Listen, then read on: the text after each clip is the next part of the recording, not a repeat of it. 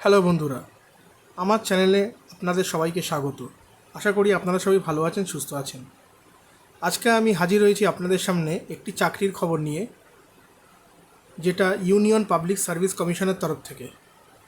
চাকরিটি হচ্ছে central armed police ফোর্সেসের বিভিন্ন পদের চাকরি। তো চলুন দেখে নেওয়া যাক। আপনারা দেখতে পাচ্ছেন এখানে হাউ টু অ্যাপ্লাই আছে, www.upsconline.nic.in এই ওয়েবসাইট থেকে আপনারা অ্যাপ্লাই করতে পারবেন। আচ্ছা, একটু নিচের দিকে আসি।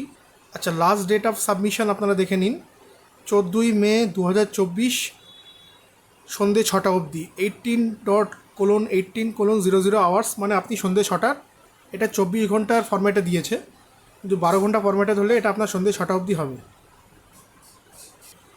হ্যাঁ, এইবার এখানে একটু দেখুন, এখানে বলেছে কি কি পোস্টে আপনার কতগুলো ভ্যাকান্সি আছে। এটা খুবই ইম্পর্টেন্ট, এটা ভ্যাকান্সিগুলো আপনারা দেখে নিন।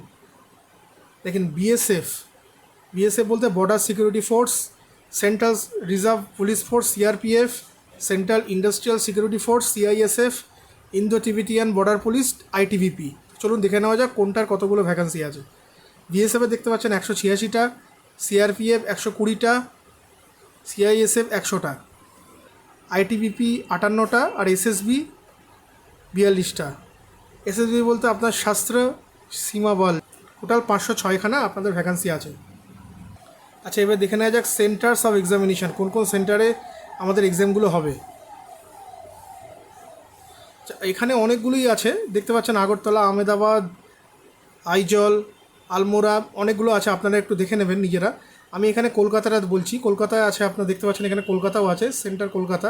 যেমন আপনারা দূরে যদি আপনারা কলকাতা থেকে বিলংস করেন তাহলে তো খুবই ভালো, কলকাতাতে এক্সাম সেন্টার পড়বে আপনাদের। আর যেখানে যেখান থেকে বিলং করেন এখানে আপনারা দেখে নেবেন আপনাদের লোকেশানটা এখানে আছে কি না। ন্যাশনালিটি যেটা আপনাদের ইন্ডিয়ান হতে হবে, মাস্ট ইন্ডিয়ান হতে হবে। Both male and female candidates eligible এই পোস্টার জন্য। এবার আসা যাক এজ লিমিটে।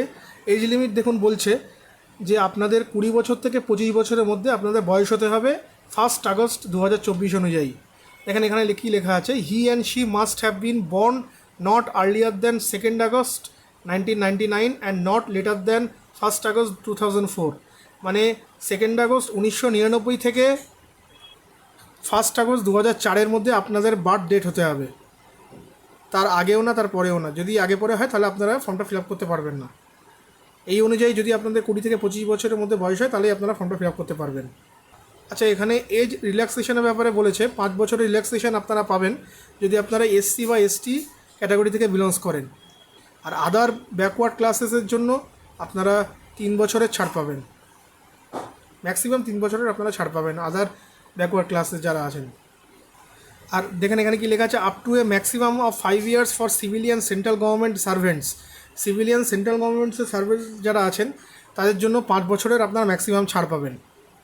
আর এডুকেশনাল কোয়ালিফিকেশান বলতে গেলে দেখুন, আপনারা গ্রাজুয়েট যদি হন, ব্যাচেলার্স ডিগ্রি, মানে সিম্পল গ্রাজুয়েট হতে হবে আপনাকে, আর কিছু লাগবে না। সে পাস হোক আর অনার্স হোক, আপনারা গ্রাজুয়েট হলেই এক্সামটি দিতে পারবেন। এবার আসে যাক ফি। প্রথমেই বলে দিই, এখানে আপনারা ফিমেল এসসি এসটি ক্যান্ডিডেটদের জন্য কোনো রকম টাকা পয়সা লাগবে না, ফ্রি, পুরোপুরি ফ্রি আছে। আর বাকিরা যারা আছে তারা 200 টাকা ফি পেমেন্ট করতে হবে আপনাদের। অনলাইনে পুরো পেমেন্টটাই হবে অনলাইনে, ভিসা, মাস্টার কার্ড, রুপে, ক্রেডিট কার্ড, ডেবিট কার্ড বা ইউপিআই সিস্টেমে আপনারা পেমেন্ট করবেন। আর আরেকটা কথা এখানে আরেকবার বলে দিচ্ছি, আপনাদের লাস্ট ডেট কিন্তু 14/5/2024, মানে মে মাসের 14 তারিখে আপনাদের লাস্ট ডেট। সন্ধ্যে 6টা অবধি আপনাদের ফর্ম ফিল আপ হবে। তবে আমি একটা জিনিস রেকমেন্ড করব যে আপনারা লাস্ট ডেটের জন্য অপেক্ষা করবেন না, যত তাড়াতাড়ি সম্ভব ফর্মটা ফিল আপ করে নেবেন। কারণ শেষ ডেটের জন্য অপেক্ষা করলে অনেক রকম সমস্যার সম্মুখীন হয়, যেমন আপনার সার্ভার প্রবলেম হতে পারে বা অন্য যে কোনো রকম সমস্যার জন্য আপনারা যত তাড়াতাড়ি সম্ভব ফর্মটা ফিল আপ করে নেবেন। যা দেখুন এখানে আপনাদের সিলেকশন প্রসিডিওর যেটা, এইটা আমি একটু বলে দিই। এখানে দেখুন সিলেকশন প্রসিডিওর /স্কিম। প্রথমে রিটেন এক্সামিনেশন হবে আপনার 4 আগস্ট 2014, মানে 4ই আগস্ট 2024-এর 4ই আগস্টে আপনার পরীক্ষাটা হবে। 10টা থেকে 12টা অবধি এক্সাম হবে। আর পেপার 1 হবে 10টা থেকে 12টা, আর পেপার 2 হবে 2টো থেকে 5টা। ঠিক আছে। আচ্ছা, এবারে পেপার 1 যেটা হবে জেনারেল এবিলিটি অ্যান্ড ইন্টেলিজেন্স, আপনাদের সিলেবাসে থাকবে, 250 মার্কের একটা পরীক্ষা হবে। অবজেক্টিভ টাইপ এমসিকিউ টাইপের কোশ্চেন হবে। আর কোশ্চেনের ল্যাঙ্গুয়েজ থাকবে ইংলিশ আর হিন্দিতে। যে পেপার 2 এর সিলেবাস হচ্ছে আপনার general studies, essay and comprehension. এখানে একটা আপনাকে ইংলিশে একটা এসে লিখতে হবে। ইংলিশে বা দেখেন লেখা আছে এখানে যে in this paper candidates will be allowed the option of writing the essay component in English or Hindi, বা ইংলিশে বা হিন্দিতে আপনাদের একটা এসে লিখতে হবে এখানে। আর এবারে দেখেন ফিজিক্যাল স্ট্যান্ডার্ডস। ফিজিক্যাল স্ট্যান্ডার্ডসের ক্ষেত্রে এখানে দেখেন ফিজিক্যাল মানে পিইটি, যেটা ফিজিক্যাল এফিসিয়েন্সি টেস্ট কীভাবে হবে।